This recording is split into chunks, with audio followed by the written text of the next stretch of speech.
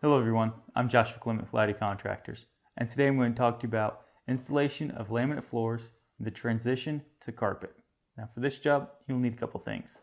For this job, I'll be using a carpet reducer, a Phillips head on a battery powered drill, a razor blade, and some screws.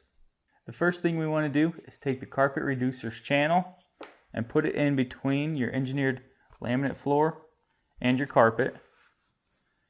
Go ahead and take the screws and drill it down in place.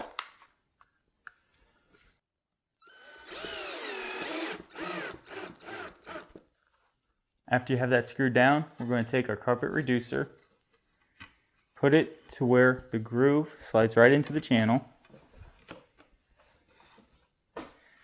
Now we're going to press it down and have to trim our carpet a little bit so it lines up nice and straight with this carpet reducer.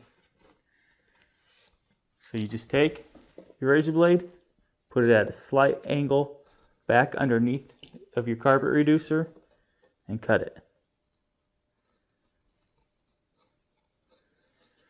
So after you have it cut, go ahead and press down on the carpet reducer and push it into place. Now I'll run my fingers right across to help pull those little bit of fibers from underneath of the carpet reducer. I'm Joshua Clement with Lighty Contractors. Thank you all for watching, and good luck with this project.